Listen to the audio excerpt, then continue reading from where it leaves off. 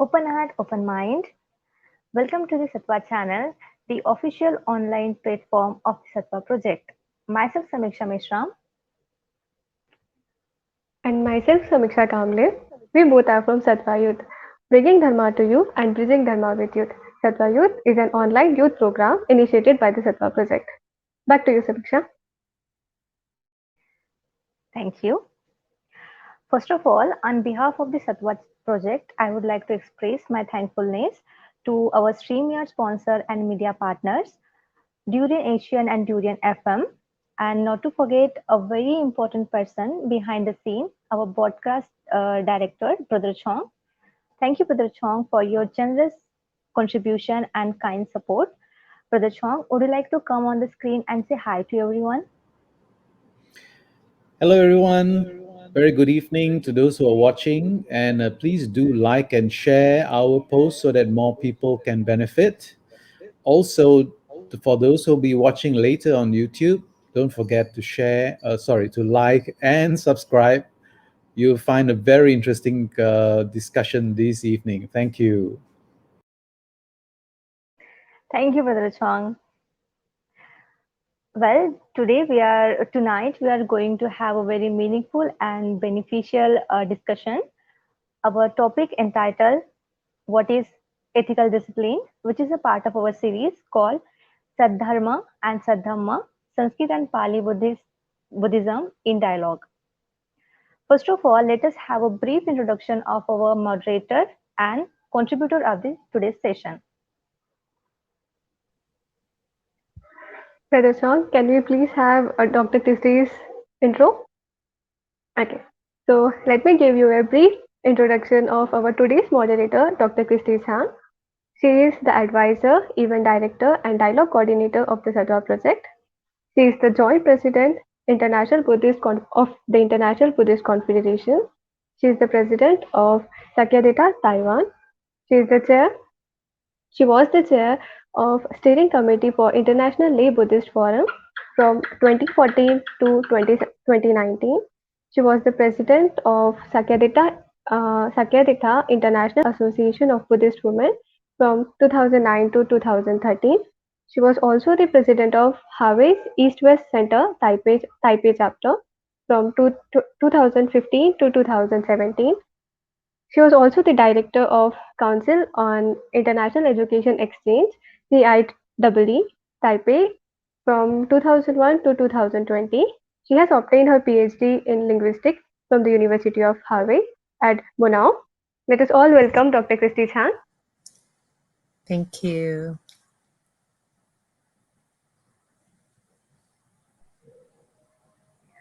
Our first contributor of today's session is Venerable Rongdao. Venerable Rongdao, born and raised in Malaysia, she was ordained in the Chinese Mahayana tradition. She is currently an assistant professor of religious studies and East Asian studies at McGill University, Canada. Her academic work focuses on the changing landscape in Chinese Buddhism and identity production in the 20th century. She writes about Buddhist education, citizenship discourse, lineage networks, transnational movements, and monastic economy in modern Chinese Buddhism. Venerable Rongdao, a warm welcome in the session.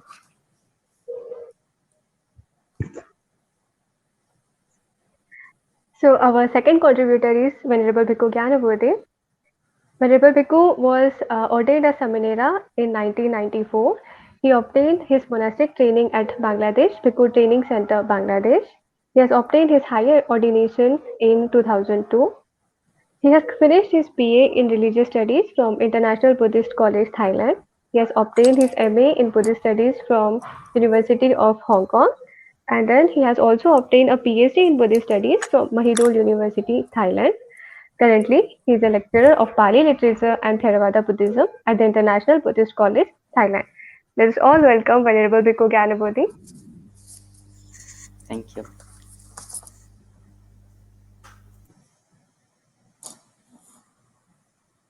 Our third contributor of the session is Bem Mitruev. Bem Mitruev is a translator from the Tibetan language. He has studied at the Central Institute of Higher Tibetan Studies in Varanasi from 1995 to 2005, where he studied Tibetan history, poetry, Buddhist philosophy, Tibetan language, Sanskrit, and Hindi. Bem received the degree of Acharya, Master of Buddhist Philosophy. He currently works as a translator for the Buddhist teachers who come to Russia to teach. Let us all welcome Venerable Mitruev. Namaste. Namaste.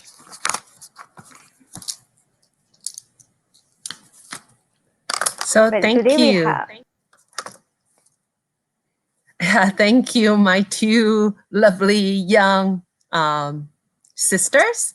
Oh, it's so wonderful to see the younger generation joining the Saddhamma project. So thank you once again. And thank you, Brother Chong. And also our brother Sheriff from behind the scene organizing all this. So thank you all. And our three speakers for tonight. So let me greet you one more time.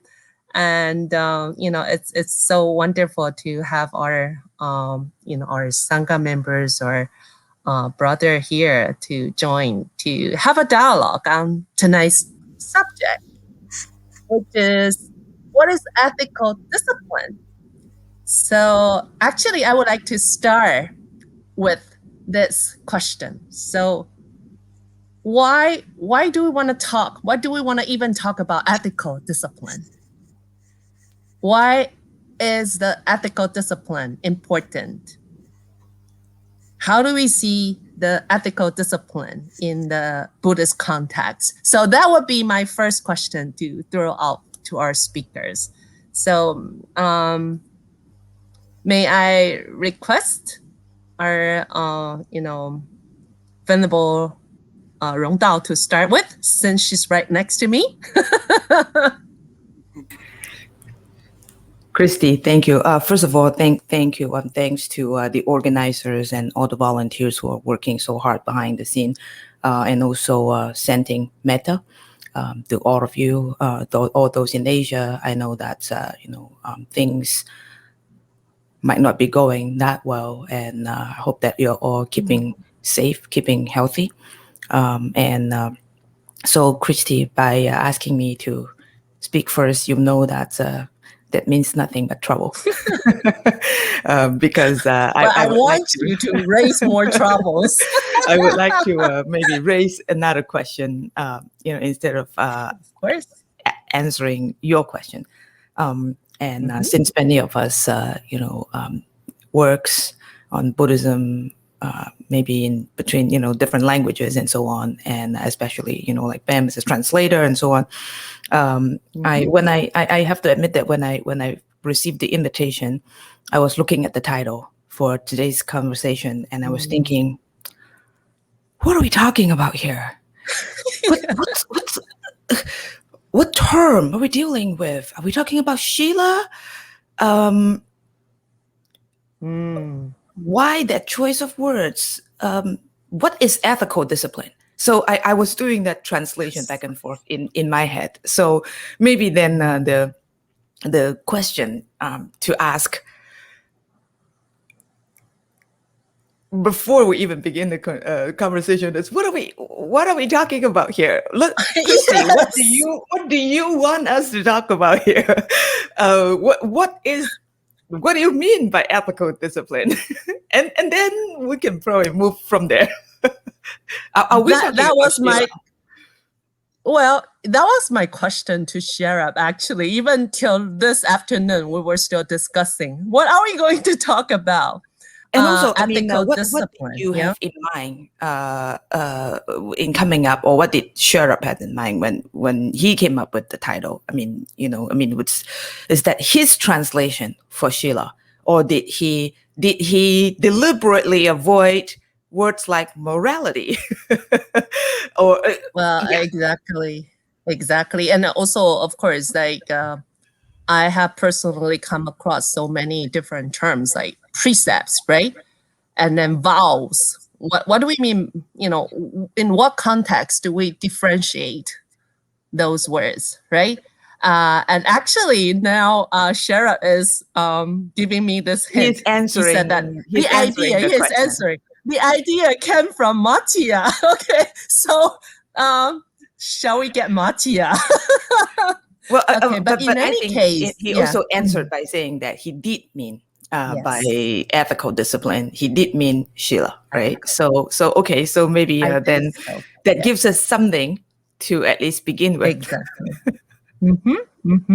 Yeah, and then it's like here again we have all of you. We have three of you practicing in three different traditions. We have Bande from the Theravada tradition and Venerable Rongdao Mahayana Chinese, and Bem, I believe you're practicing in the Tibetan, the Vajrayana tradition. So from your respective perspective, how do you see this? And I think our audience would also want to learn about the differences of Shila among these three different traditions as well. So, and I know that Venerable Rongdao is good at raising further questions. So back to you, Okay, but Venerable. I would. Okay, thank you for the right. clarification. And since you call on me, I would perhaps then begin by giving my very quick response, and we can probably talk about the nuances later. So basically, Sheila, at least to me, however we want to translate that term, has two different layers of meaning. On the one hand, we're talking about principles that or guidelines for our actions. And on the other hand, Shila also means to me training. So instead of thinking about it as rule, law, precepts, sure, that includes all of these.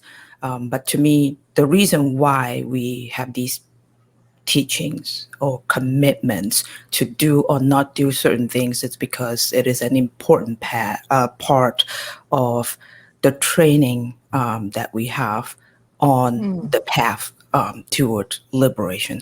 Doesn't mean that we're always right. Doesn't mean that we always do it. We're always perfect in terms of observing these rules on principle, but it's part of that training. Part of the training. Okay, all right. Nice. Thank you, Venerable Rongdao, for starting with that, sharing. So can we now have Venerable Bhikkhu Gynanabodhi Pandey? Can you also share with us how you see Shila? Yeah, thank you. I think we already have a very nice start with Venerable Rongdao. So, in my understanding, as we see it, if we are really talking about Sila, now, for example, some people translate it as virtue, right? And then essentially, when we look at this statement from Dhammapada that says that, avoid all evils, develop good, and purify your mind. That is the way of the Buddhas, right? So when we focus on these statements, I think what we understand by Sila is that we try to develop positive and good qualities within us, right? And then when we look at the life of the Buddha itself, I find that one of the reasons why he renounced is to find what is good and what is truth, right? So from the start, it was very clear to him to find out what is good or what is best for the living beings, for the humanity, probably. So, of course, in different traditions, there are different ethical principles and so on. But ultimately, I think when we talk about Sila, there are different layers of precepts and practices for the laity, for the monastics, and for those who really want to progress in their spiritual journey, right? So there are different levels of practices that are provided. But the question that was raised at the very beginning, why we should discuss about ethical discipline at all, So I think that is a very important question. What is precepts, or what is ethics, and why we need to discuss about it, right? So I think it is fundamentally connected to our perception of existence, as I see it, because we are living in this samsara, in this world, and we all want peace and happiness. So ultimately, living a good life, good way of living is connected to living happily and peacefully. So this is where I think we need to focus when we talk about developing morality or ethics or ethical principles. One way it is, we are becoming a better person, a kinder person, and the other is that we are contributing to the society in a better way, in a positive way. So that is my understanding. Yeah. Thank you, Bante. Thank you very much. Now let's come to Bem. Hi, Bem. Would you Hi. please share your perspective? Hi, first of all, I would like to greet all the participants today, Dr. Christie Chang, Bhikkhu Gynanabodhi, Venerable Rongdao, and all the organizers. And secondly, I would like to say that, yes, it's very, very difficult topic. I mean, the topic of Shila is quite hard to discuss and very, very wide. And there are many different translations of Sanskrit word Shila or Pali Sila. For example, some people translate it like discipline. There is translation ethical conduct, ethics, moral discipline, morality, virtue.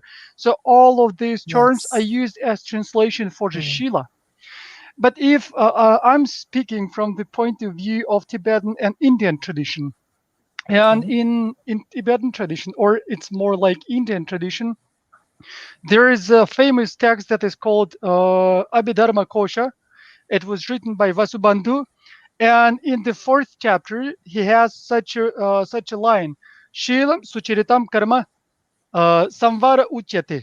That means that Shila, or discipline or conduct, is good actions or good conduct, and it's also samvara. Samvara means vows.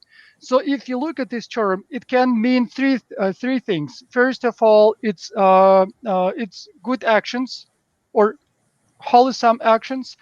It's also precepts, and it's also the principles of behavior that you could follow. And in the other commentary of this line, written also by the Vasubandhu, it says Dushkarmanam Virati Samadhanat. So it means it is called Shila because it is resolve or determination to stop unwholesome or bad actions. That's why we call it Shila.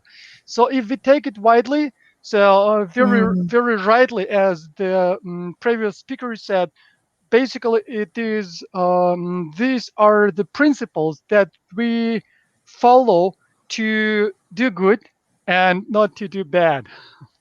Yeah, thank you. I think that's a very, very good start to hear from our 3 speakers. I'm sure that later our audience will have some questions that will, help us maybe further our discussion. But before we have them, my next question actually, which I mentioned earlier already, there are different sila or shila, right, among the Buddhist traditions. For example, we have in the Mahayana Chinese tradition and also the Vajrayana, in both the Mahayana traditions, we have the Bodhisattva vows, the Bodhisattva precept, but we don't have that in the Theravadian tradition. And even among the two, the Mahayana Chinese and the Vajrayana, we seem to have slightly different, I don't know, the Bodhisattva vows. So can we now start to talk a little bit about the differences, of the silas among the three traditions? Is that a weird question? If you So, allow me, please. who would like to start? If you, Yeah. maybe I could.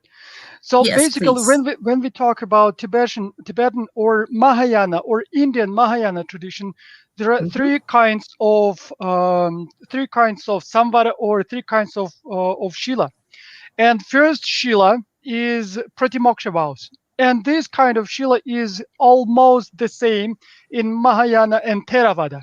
For example, in Mahayana, monks take 253 vows in order to become bhikkhu, in order to become bhikshu. If I'm not mistaken, in Theravada tradition, they take 227 vows. So it means almost the same. And the vows they keep are almost the same. So this is the foundation of everything, of all the morality in Buddhism.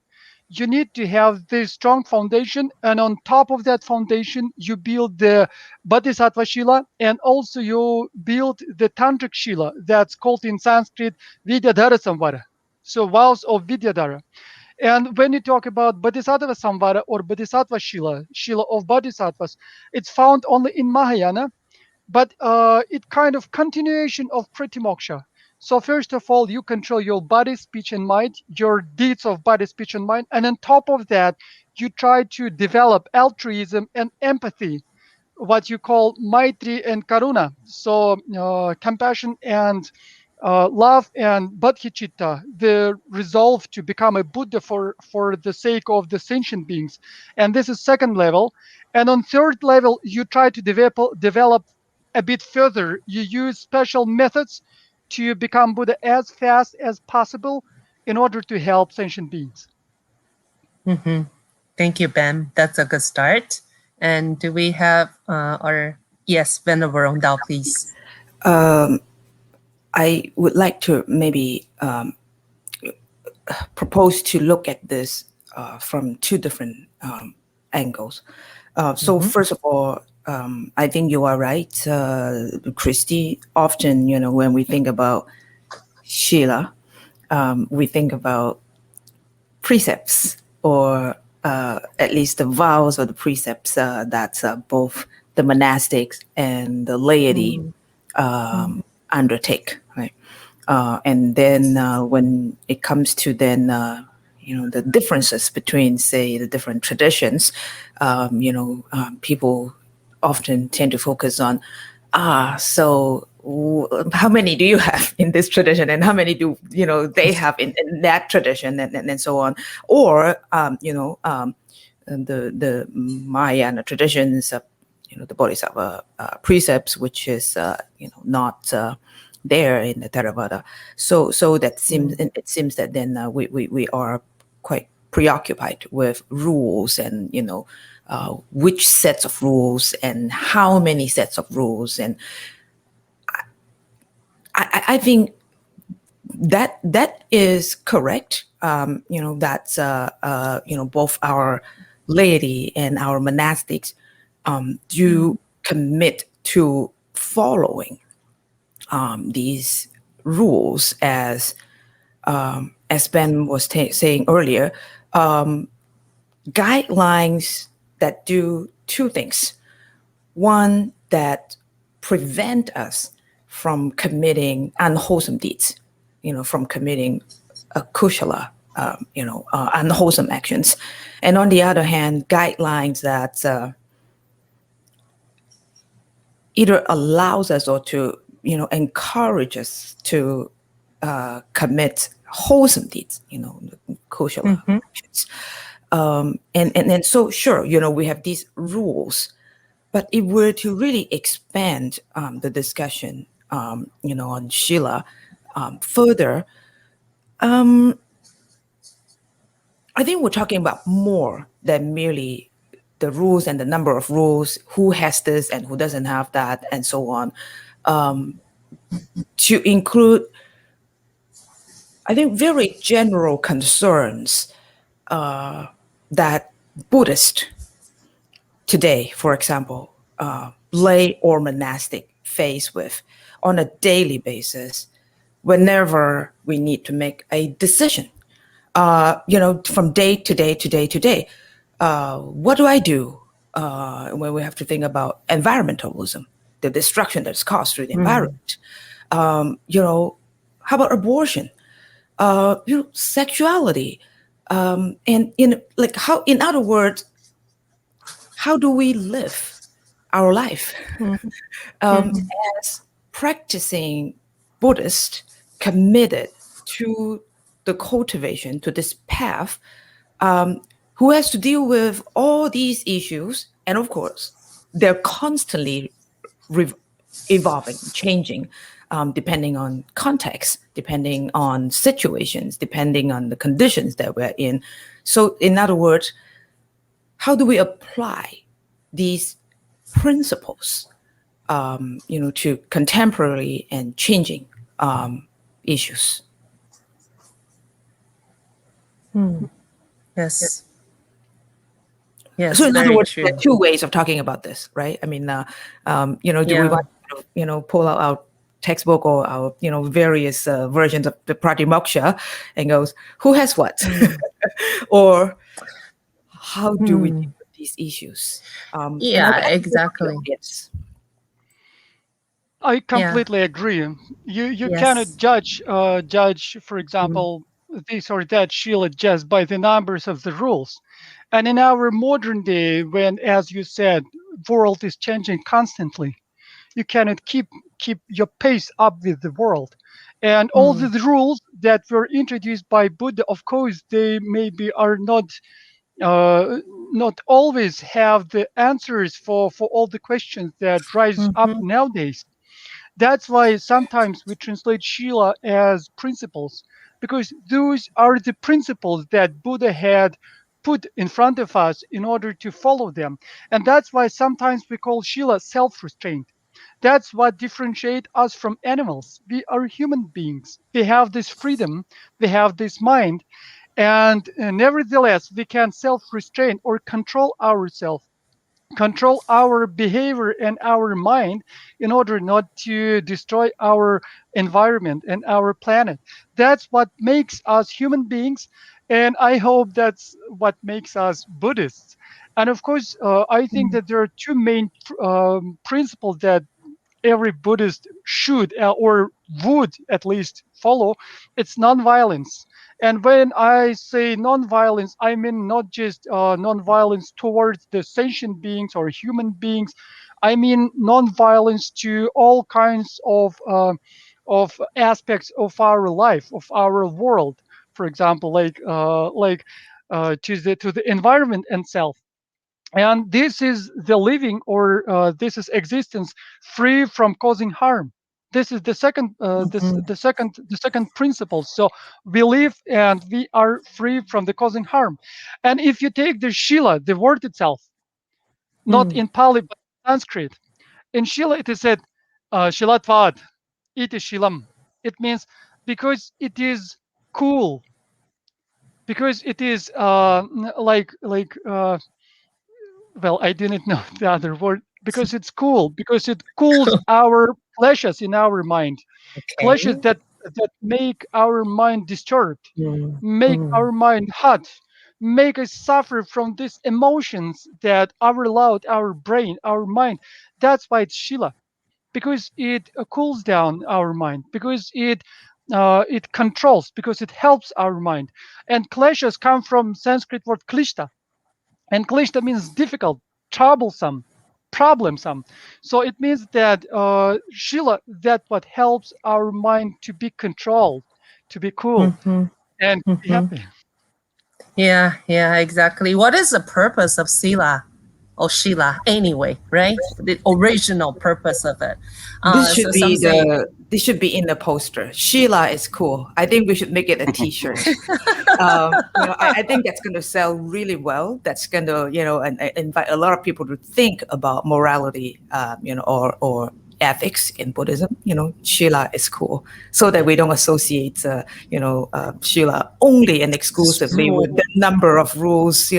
All these restraints free us, right? I think so. Shila is cool, Bam. I think you just came up with the best motto It's for about a campaign. freedom. It's about freedom. Yes. And Bande has something to add. Please. Most of what the other two speakers have been saying, I agree fully. And even in the Theravada tradition, actually, the word sila is understood to be composing. So that is cooling, But I think when we talk about sila, we have to, in the Buddhist tradition, we have to discuss it with samadhi and panya, because we cannot really just simply focus on sila, forgetting about samadhi and panya, in the three trainings. Sila is the first one. But when we look at the teaching of the Buddha in the Theravada tradition, especially, for example, the first discourse that is said to be given to the first five disciples of the Buddha, the Dhammacakkappavattana Sutta, the Buddha came up with this Noble Eightfold Path, right? Right view, right intention, and so on.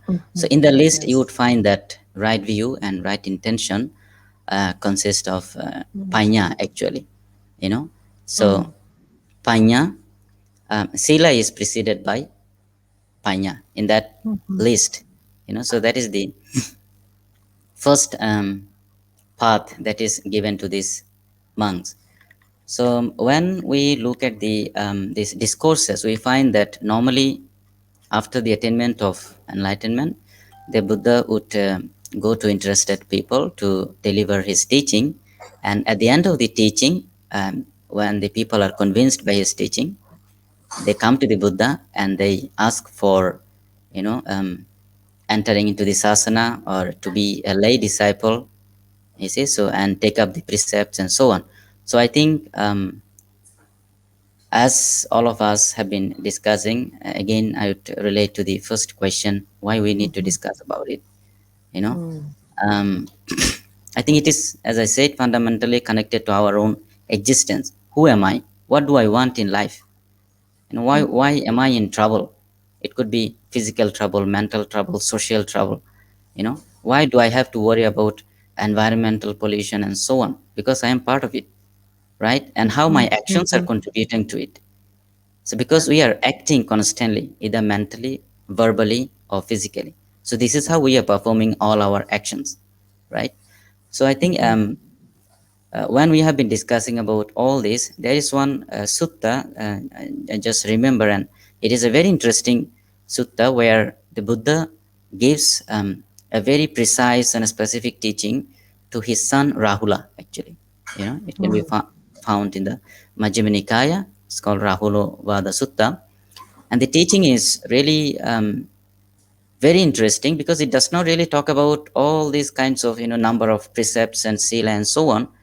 He gave straightforward, a very simple and direct teaching. And at the end of the teaching, he said that all the enlightened beings in the past, all the Buddhas, Bodhisattvas, or Arahants, they have attained their enlightenment by following this simple rule. At the present moment, those who are attaining enlightenment are also following this principle. And in future also, they'll be following this principle to attain enlightenment. And that is, he said, self-reflection. I think one of the speakers has pointed out, in relation to how we function in the society, why we are, how we are, concerned about environmental pollution or abortion or whatever, self-reflection. So the Buddha said that to Venerable Rahula, that whatever action you do, whatever action you plan to do by body, speech, and mind, when doing it, and even after doing it, reflect on the origin of the thought or action and the result of the action. If it is it based on negative psychological states, negative mental states? In Buddhism, in Theravada tradition, we talk about lova, dosha, and moha, right? Three roots of unwholesome actions. and if it contributes to the harm and negative, if it creates negative impacts to oneself, others, and in the society. So this was a very, I think, simple and direct principle. I think we can even relate all the other kinds of precepts and teachings to this self-reflection. Even within the discussion of samadhi and prajna, you have to be constantly aware of your own being, your breath, your feelings, your thoughts. You are constantly becoming aware of what is going on your body and mind. Yeah. Okay, thank you, Bante. Yeah, wonderful. I think we have pretty much covered the basics, and we now have questions from the audience. The question here I'm reading out to all of you: what is the relevance of sila to modern life?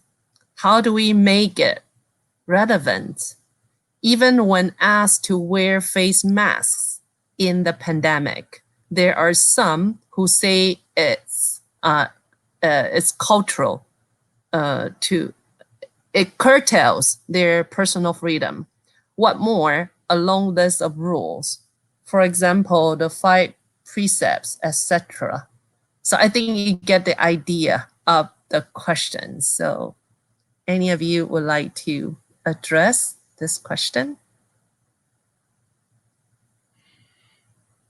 Please, Venerable Rongdao. Mine will be really short, and then Okay. we can open it up. What's right. the relevance? How do we make it relevant?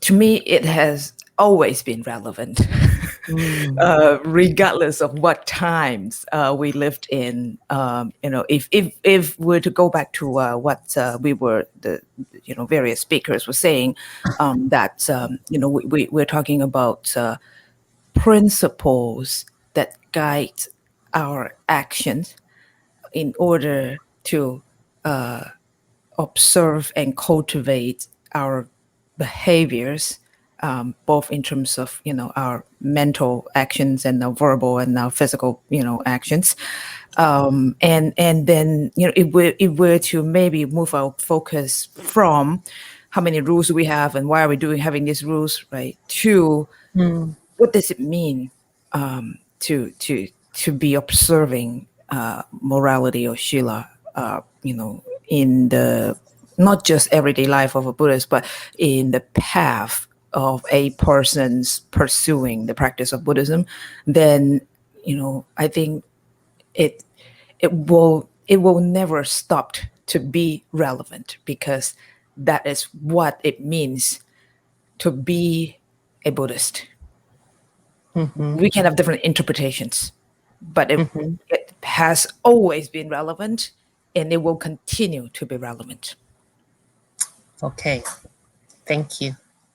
And anyone to add? Bem, you want to say I something? would like to Yes. continue with what Venerable Bhikkhu Gyanabodhi said. Of course, Shila is the fundamental. It's the basis for the two and the second and third out of Trishiksha, 3 trainings.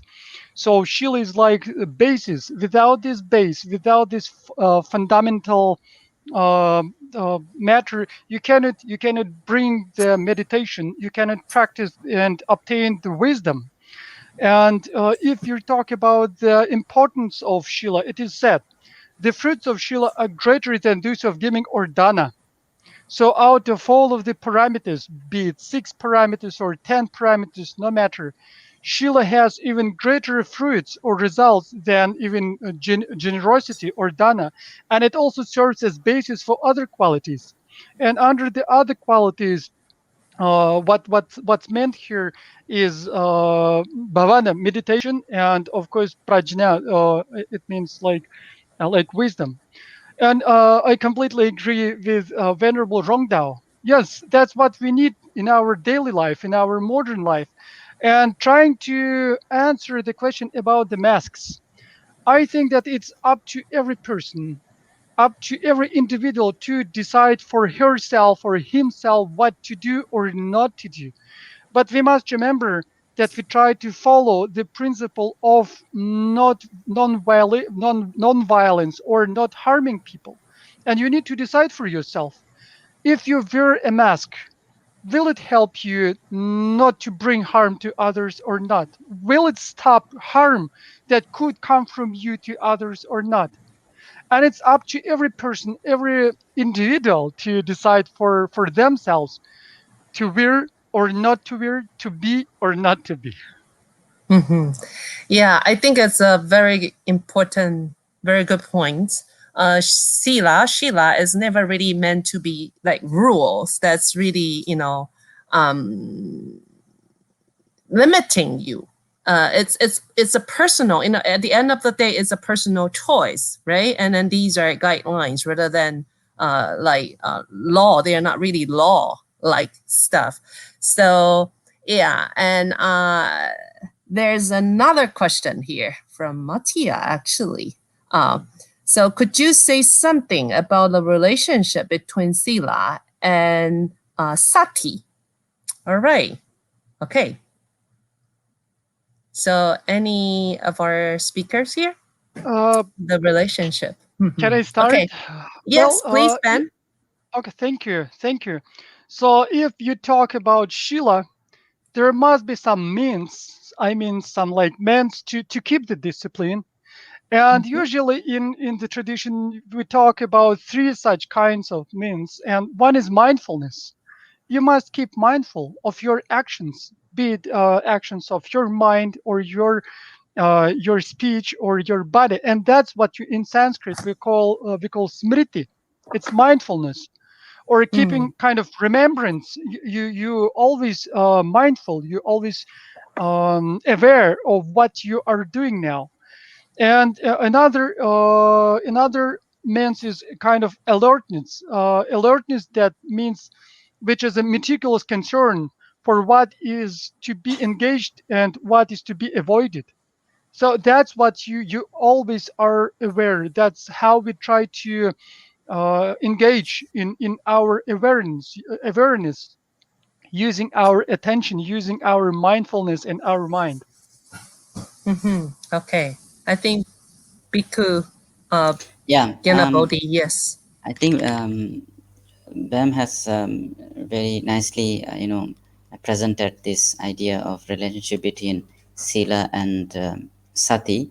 As I have been mentioning, one has to be reflective about one's own behavior, one's own actions, right? And I think it is fundamentally actually connected to whatever we have been doing in our daily life. And as Rongdao also mentioned that it was relevant and it is relevant, it will be relevant, throughout, as long as humanity exists, I think, because um, it is, as I have been saying, it is connected to basically how I am thinking and how I am behaving, and how my actions are contributing to the society, because I do not exist alone, right? So it goes back to the same point raised by Bam, that wearing mask and not wearing mask, if it is causing problem to yourself and others. So as long as we have this sense of responsibility with regard to our own actions, and I think we will be reflective about it, and then of course we will behave in a way so that we could be beneficial to the humanity, to the society in any respect, not just focusing on specifically Buddhist way of understanding sila and how you proceed towards your spiritual journey to develop your samadhi, your prajna, and so on. This is a different path. When you take up that path, you have to be serious enough to go through different steps in the journey. That is a different path, right? Even in the monastic practice, you would find that there are differences between sila and vinaya. So fundamental shilas are the same in every tradition, and I think these fundamental shilas are important for the entire humanity. Not killing or harming, not stealing, not having adultery, and then not being engaged in lying or any kind of cheating, right? So all these are fundamental principles, and the Vinayas are just some disciplinary rules. For example, how you behave, how you talk to other people, how you walk, how you conduct yourself in a certain situation. Those are Vinaya principles, Vinaya rules. Ethical disciplines, I think this term cover both this, in my opinion. So, but when we understand it in terms of just, of course, when you look at the life of the Buddha, I don't think he was, beginning a new tradition for the humanity. He was just, as a human being, he realized the best and he wanted to share it to the people. So it is for everyone, and he gave all kinds of teachings relevant to every situation, So, but if you really take up the Buddhist practice of becoming a Bodhisattva or Arahant or whatever, then of course you have to follow a specific journey. That is my understanding. All right. Yeah, very good points. Thank you, Bande. Yes, Venerable Rongdao. Thank you. So maybe to just very quickly add to what Bam was saying earlier about that awareness about the smriti, I think that awareness would have two aspects. Intention, the mental states that we're in when we commit a certain action, but also the consequence of our actions. So, in other words, it is about the person, involved in a certain action, but it's also about the result of such an action that involves, of course, others. The rest of humanity, which we are part of, right? So, so then, going back to the, mask wearing, example, the intention that I have when I decide to do it or not do it, and the consequence of that decision. Yeah, exactly. Thank you. Thank you. Anyone, anything to add to this question? And I think we were talking about the means to keep or cultivate the Shila. And I think that there are two more things that could also help us. And one is that we call the richness of propriety. So that's basically understanding what is good, what should be done, or what if you do something, what you will be not yourself ashamed of. Second, that's what we call self-respect. So in front of others, you do not behave yourself in an improper way, because you understand what self-respect is, and you would not behave in a in a not good manner in front of those who you respect. I think that these two things also kind of help us to follow Shila. All right. Good addition. Thank you. Yes. Yes. And then now back to the Buddhist context. Actually, when we talked about the sila, shila, or like all these precepts, I know that earlier we talked about the difference. Yeah, in Vajrayana, there's really something that's very different, right? The samaya vow, samaya precept, that is very different from the Mahayana Chinese and the Theravada tradition. And so recently, there have been all these like so-called scandals, right? Of the teachers. What do we do? I mean, as lay people, if we break our precepts or if we break our sila, we do the confession ritual, for example, in the Mahayana Chinese tradition. But how do we see? What do we do if we see our teachers breaking their precepts? How do we react? I think I will try to answer this question, and I'm saying now that it's quite big problem. and it's not an issue that could be easily resolved, and the question is not a question that could be easily answered. You know that there are a lot of scandals nowadays, and in the Buddhist Vajrayana tradition, there is some misbehavior on the part of some teachers, unscrupulous teachers that do some negative actions, and it's of course it's not good. Uh, it's it's it's completely wrong. But there are two parts. First of all, I would like to say that for those who would like to engage in Vajrayana, first you need to think twice. You need to be very, very critical, and you need to learn. You need to study about Vajrayana, what Vajrayana means, what Vajrayana precepts and samayas and initiations and etc. What does it mean? Do you need it really? If you need it, can you manage to keep these vows? Can you manage to follow the teaching? And secondly, of course, there is such a tradition that says Guru is Buddha. In Vajrayana, it is said so that when you receive an initiation from a teacher, you must see him as Buddha alive.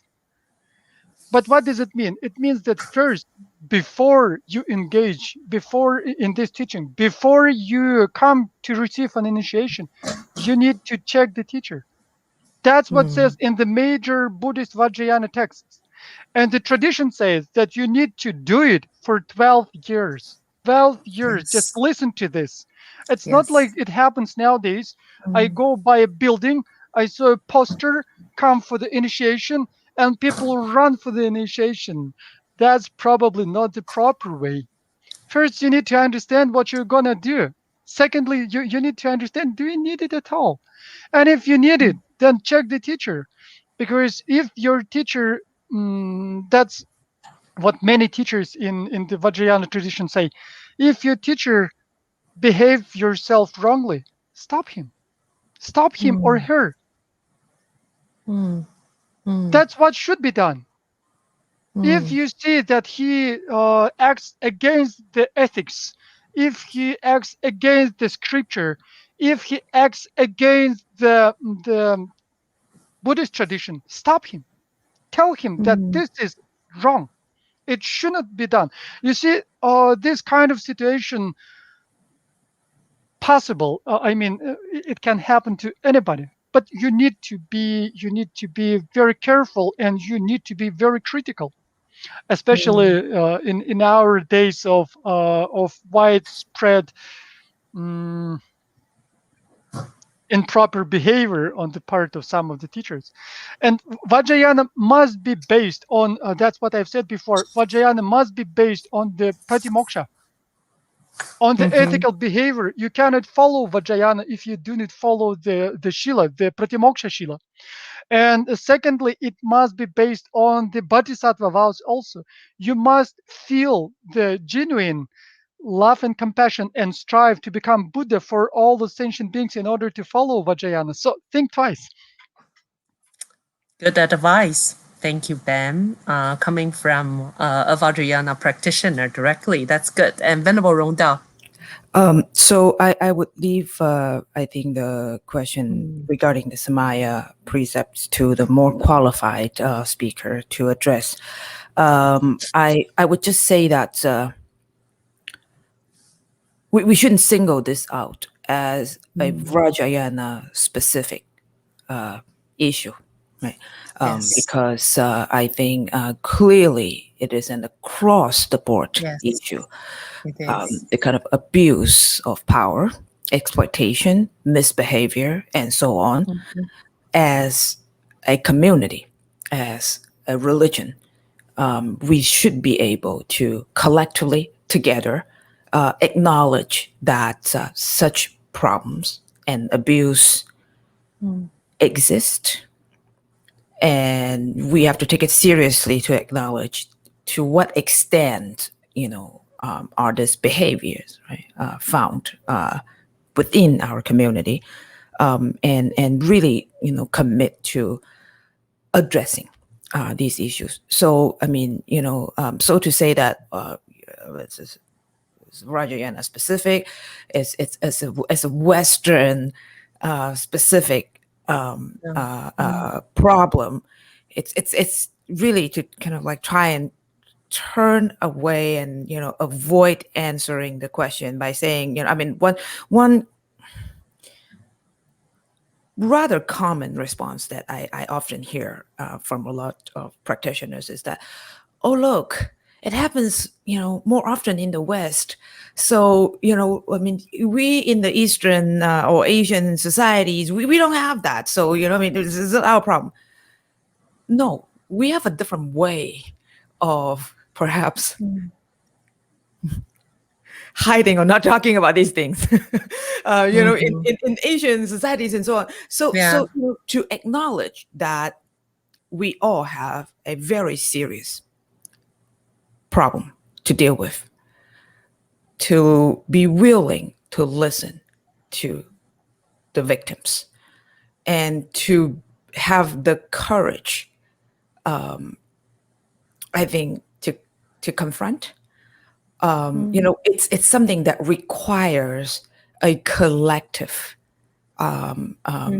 commitment, instead of saying we don't have that problem, I mean, and maybe we'll let them deal with that, and then we'll see what comes out of that. No, I think together, we need to acknowledge that let's talk openly and frankly about what we are dealing with, so that we can talk about how to move forward as a religion.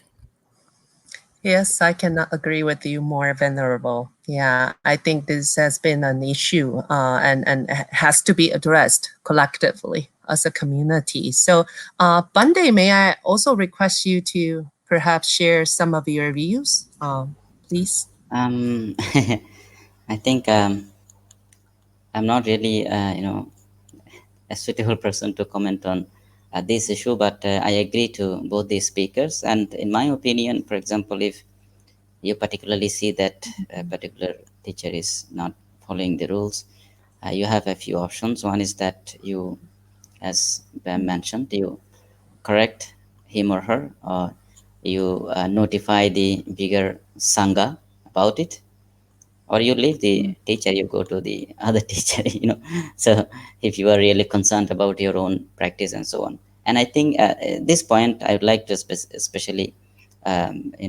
talk about is that it is true for the teacher and also any practitioner, anyone, that when one is deciding to follow a particular path, one has to be wise enough to choose a teacher or to choose a particular type of teaching. That is why sila alone does not really exist. When you talk about ethical behaviors or ethical principles, it has to come with panya, wisdom. So one has to be sufficiently wise enough to understand oneself, what he or she really wants in life, and for that, what kind of teacher he really wants to, meet. And then, of course, when this type of issues arise, so you have this few options, I think. And as Venerable Rongdao is saying, of course, this is a collectively existing matter, so it has to be dealt with in that particular way. Yeah. I see. Thank you. Thank you, Bante. Yeah, we have one more question from the audience. I'm not sure whether I understand it correctly, but let me just read it out for you. So here goes. May I ask you if you may say something about sila in the long term? With which other virtue would it work well with? Okay, I'm throwing this out. If our speakers understand this better than I do, if you would like to take this. I think I have just, mentioned that Yes. if you are taking up your practice of sila, it has to be accompanied with a certain level of wisdom, right? And it is, of course, connected to your samadhi when we talk about sati or self-reflection, right? In fact, in the Pali tradition, there are these verses that says that, okay, I'll read it out.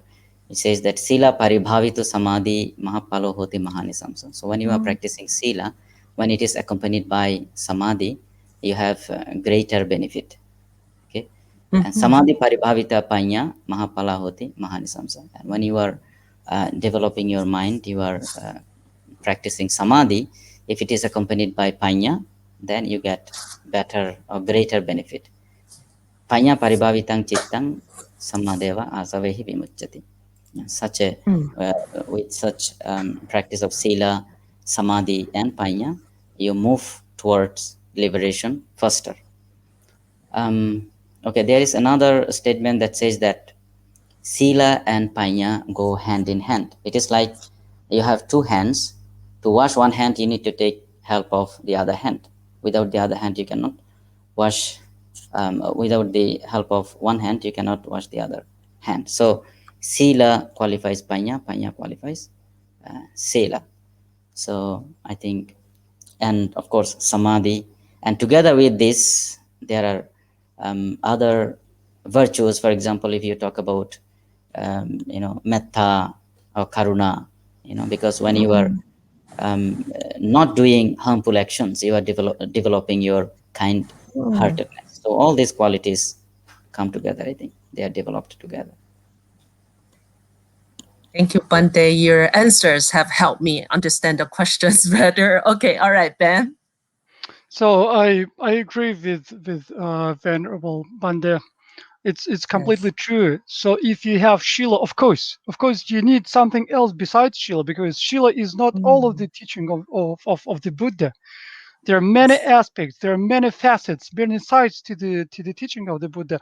And of course, if you have Shila, it is necessary to have some wisdom, discerning wisdom, to know what to do and not what to do, or what to abolish, what to leave.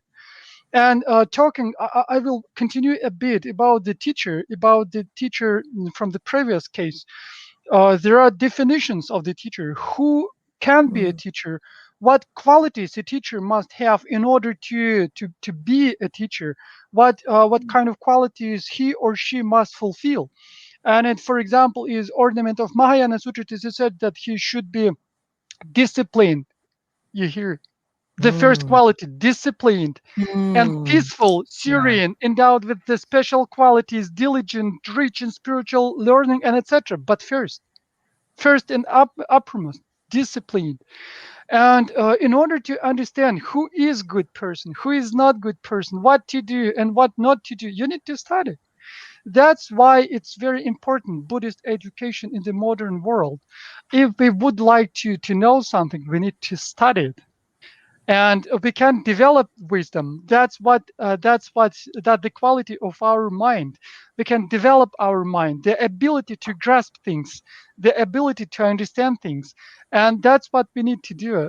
That's what should be done, actually. And I think partially it answered the question. Which other virtue would it work well with? Of course, wisdom. Yeah. Good one. Thank you, Bam. Yes, and Venerable Rongdao, I'm sure you have something to say. Not really. I completely agree with Bande and Bem. I mean, sure, Sheila is the foundation, and of course, all ethical behaviors, all altruistic, behaviors, compassionate behaviors, needs to be guided by wisdom. Wisdom and compassion, right? Yep.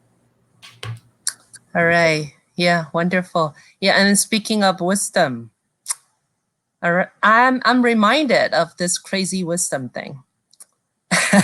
and what if the teacher says that, based on crazy wisdom? Well, Ben was saying that discipline, ethics should be the foundation, right? But then there's also this tradition of crazy wisdom. Are these two in contradiction? Well, I will answer very, very shortly and very, very traditionally. In Tibet, there is a saying, and I will pronounce in Tibetan. Even if your realization is equal to the gods, to the devas, your behavior must fit to the human world. I mean, it should agree with the humans you live with. So I understand this crazy behavior. I understand that this is kind of a result of practice uh, when you behave not like in kind of very unusual way, very um instinctive way.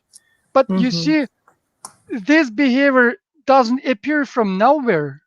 This behavior has its own causes. And Shila, prajna, love, compassion, these are the foundations of this behavior. And this instinctive, crazy wisdom behavior comes out of these foundations. And even in this case, before you behave yourself like a crazy yogi, you need to develop Shila. You need to develop prajna, samadhi, karuna, and maitri. There is no way, if you just behave yourself like a crazy person without this foundation, it's just useless. I love that Tibetan quote. Thank you. Yes, and our two venerables, please, Venerable Rongdao. Again, maybe to yet again expand that question, because I think crazy wisdom, samaya precepts and so on. It seems like we're zooming in, on a particular tradition or a particular expression, of the Buddha's teaching. Now I would like to sort of zoom out and say, well, in the Chan Zen tradition, you have all these sort of like Also, crazy yes, encounter yes, stories that say your teacher, you should treat your teacher as the Buddha. And also, this whole notion of transcending duality and by doing the unconventional and so on. First of all, we need to be able to separate the rhetorical,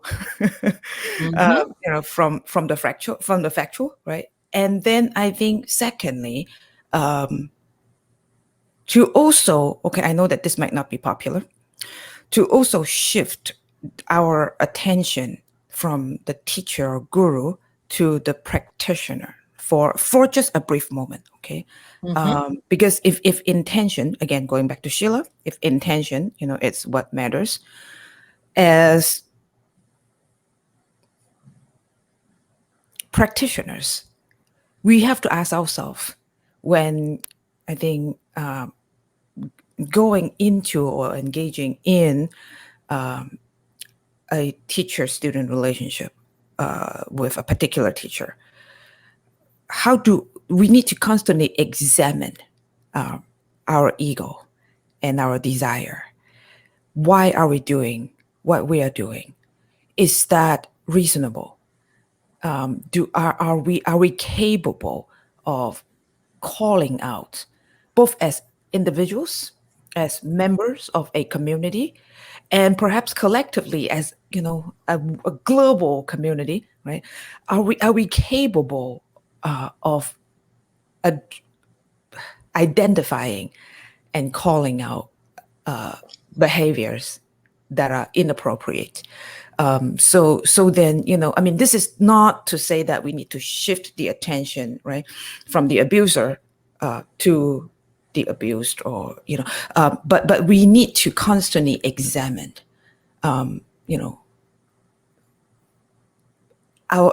own understanding, our own desire. What is it that I want? Why is it? What makes a certain relationship conducive to abuse, and who participates in making that possible? Yes, thank you. Very, very important points. Very good balanced. Okay, points. Thank you. Yes, Ben. I would like to add a down-to-earth advice from Tibetan tradition that's it's quite known in the Tibetan community. There are different people with different abilities, and some people are able to mix with the people, to be close to the people, and not to see only the faults. they are able to see good qualities and everything. But there are some people who are not didn't have this ability, and when they keep with other people for too long, I mean for a long time, they start to see only the faults. And the same is with the teacher. Sometimes it's better to be a student from afar. I mean, like, listen to the teaching, read the books, get the initiations, but Mhm. keep just a bit aloof, keep just a bit far, and it helps Healthy you. distance. Healthy Healthy distance. distance, yes, exactly. And just adore your teacher from afar. So this will help you not to see the faults, maybe the real faults or just your imaginable faults, no matter. Maybe for Mhm. some people it's better to behave or to act in this way. That's what Tibetan tradition says. Okay. All right. That's good one. Yeah. If I'm allowed Uh-huh. to very, very Yes, quickly add to what please. them were saying, so again, right? I mean, in a lot of our traditions, treat your teachers as the Buddha, right? And while I completely agree that we should venerate our teacher, we should have utmost respect for our teachers, Mhm. but I often like to perhaps half jokingly say, whenever I hear unreasonably generous praise on a particular teacher, right? I would say, well, to go back to Bem's Sheila being cool, being the cooling Mhm. medicine, Mhm. right? Being the cooling medicine. Right. Say, that's wonderful. But wait, ask yourself the question. So sure, the teacher as Buddha, right? I mean, we revere the Mhm. teacher, but at the same Mhm. time, does the teacher eat and sleep and poop as you do? If that is the case, he or she is a human being that Mhm. has the capability of doing the most selfless virtue. Certainly, that's that's why we all have Buddha nature. We all have the capacity, but at the same time, maybe also, I think, capable of committing some of the gravest fault or mistakes, sometimes even with the best intention. So again, as that cooling medicine, while we revere our teachers, ask ourselves these sobering questions. You might not like the answer, but at least you have to allow the question to come in. Mm. Yep. Very good points. Thank you, Venerable Dao. And Monday, we would like to also request your thoughts. Yeah, I think we have been talking about this idea of crazy wisdom. I do not really Yes. have any good idea about this crazy wisdom, but I can recall this few incidents. One is that when we talk about this great master, great translator Kumarajiva, there is this saying that says that when people have been criticizing him for his behavior, he said that look at my work, not my life. So it ultimately comes back to what do I want from the teacher, right? Am I looking at his Yes. behavior alone or his teaching? So this is one point I'd like to mention. And the other is that when we look at the teaching of the Buddha, and when certain people have been criticizing Buddha's teaching and so on, because many people, many young boys have been joining this Sangha, so there was criticism and so on. So to defend his teaching, the Buddha said that I teach what I practice and I practice what I teach. So I think in that we find that he is completely pure uh, in his behavior, in his shila, and also in his wisdom. And this is actually one of the qualities of the Buddha, that when we respect the Buddha, we utter this phrase, Vijacharana Sampanno, one who is endowed with conduct and knowledge. So if we want our teacher to be a Buddha, and probably we are looking at these qualities, And if we are trying to develop ourselves, probably we have to follow Kumarajiva. Just look at the teachings. Yeah. Thank you for the sharing, Venerable. Yes, and I think time is flying quickly. Well, that is wrap up our discussion. So I would like to request each of our speaker to have a short conclusion of our discussion for tonight. So since we started with Venerable Rongdao first, may I go to Venerable Rongdao again? Sure, thank you. I don't really have, any insightful conclusion per se, but I'd like to just thank the organizer. Thanks to Christie for moderating this, and then also to thank our very venerable discussant for such incredible opportunity to talk about something that to me, it's so relevant and that will continue to remain relevant, I hope. And of course, I look forward to more conversations. Thank you, Venerable Rongdao. Thank you. Yeah, for having woken up, from Montreal so early in the morning. It's really It's early not early. there. It's already almost 9:30. So almost. Oh, really? Yes. Okay. All right. That's not too bad. No, Okay. this is East I'm Coast time. losing track of time difference. Okay. All right. So now, how about Venerable Bande, Bhikkhu Bande? Yeah, I would say that since we have been discussing about ethics,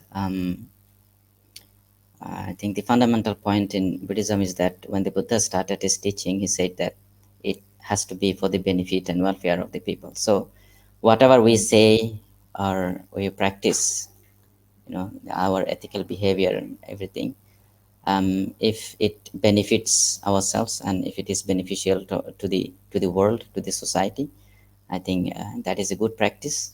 And of course, thanks to the organizer and everyone for inviting me to participate in this discussion. I had a great time in the discussion, and especially hearing insightful, discussions from Venerable Rongdao and Bem. Thank you. Thank you, Bande. Yeah. Now up to you, Bem. Your turn. Thank you to all the organizers and participants for such a wonderful meeting. It was very insightful for me, and I hope it will be of some benefit to those who were listening to this discussion.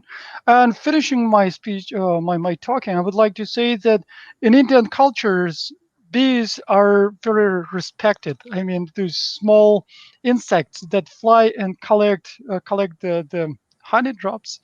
So they take best from the every flower, and probably we as Buddhists should try to use every opportunity on the basis of the foundation of Shila, of course, should use every opportunity in order to get benefit from every situation. And that's I think I hope it would be auspicious to finish with this support. It's kind of my wish or prayer, so that all of us could be like bees and could get the best out of every situation. Thank you all our speakers very much. I think we have really fruitful discussions tonight, very meaningful. And again, like Venerable Rongdao has mentioned, we will really want Sila to, remain relevant. And so that, we can all benefit, our world can also benefit from our practice of Shila. So our two lovely young sisters have appeared again. So I think that means my duty is done. So back to our two sisters, please.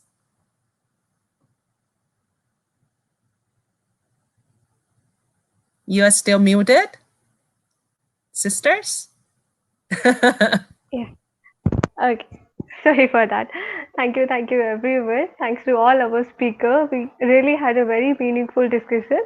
I personally enjoyed it very much. I was just hoping it would last for some more time. Then I really would like to thank all our speakers for sharing for sharing their valuable knowledge. And then I would also like to thank Dr. Christie for moderating the program. Last but not the least, I would also like to thank our audience for helping us to make this topic more clear by asking such insightful questions. And then now, because we have reached the end of the program, let us conclude it by dedication prayer, by dedicating the merits which I have gained by having such a wonderful discussion. So we are going to have uh, uh, uh, four great vows in English, and then may I please request each and everyone of you to have a small dedication prayer from their own tradition. So now I request Samiksha to lead us in the four great vows, and then each one of you.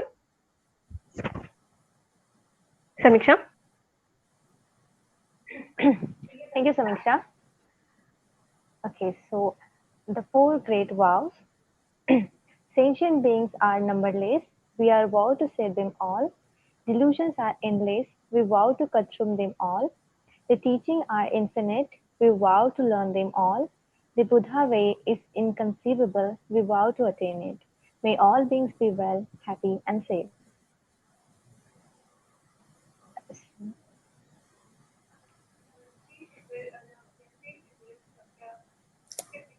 You are muted again, sister. Sorry. Then may I please request Venerable Rangdao to have a small dedication prayer.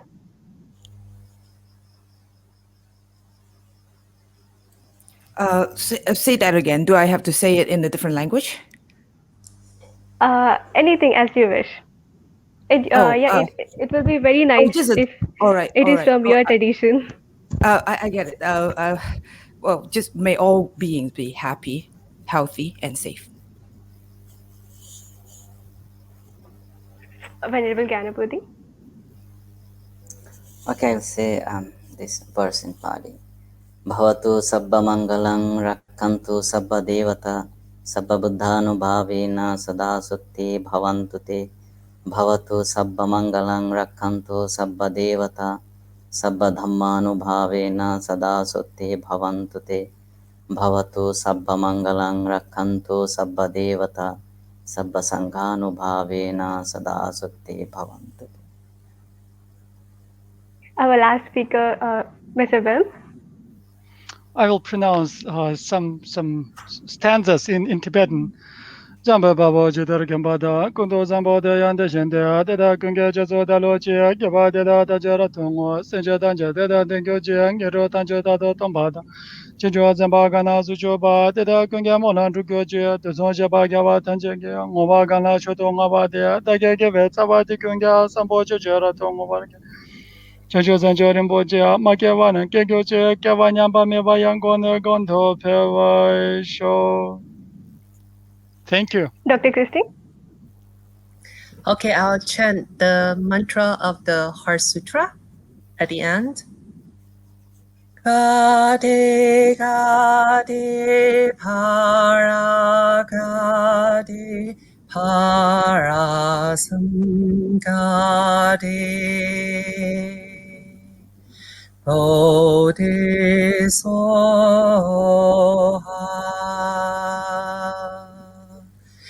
gade gade para gade parasam gade bodhisoha.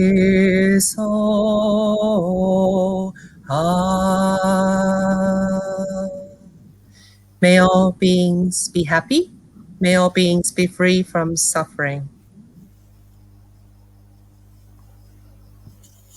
Once again, thank you everyone, and thanks to our audience as well for tuning in. So let's meet next time with a new program. Thank you to everyone. Thank you. Bye bye.